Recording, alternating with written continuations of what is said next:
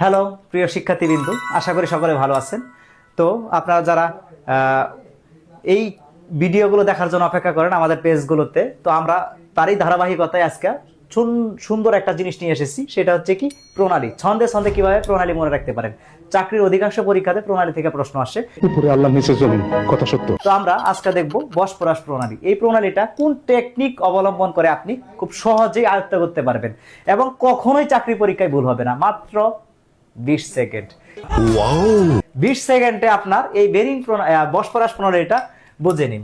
কিভাবে একটা ছন্দ মনে রাখবেন। এই কথা, কম কথা বলে বসে থাক।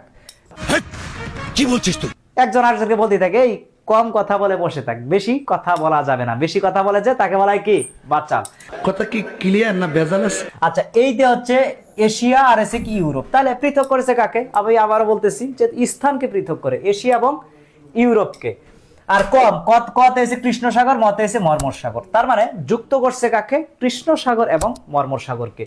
আর বসেতে এসে কি, বসপরাশ প্রণালী। তো আমাদের হেডিং এ দেওয়া ছিল বসপরাশ প্রণালী। তাহলে এই যে ছোট্ট একটা ভিডিওর মাধ্যমে আপনি বেশ কিছু তথ্য জানতে পারলেন এবং এই তথ্য জেনে কিন্তু আপনি আপনার জীবনে যত পরীক্ষা দিবেন প্রত্যেকটা পরীক্ষার মধ্যে একটা ভালো কনফিডেন্স নিয়ে দিতে পারবেন। সাথে থাকার জন্য ধন্যবাদ।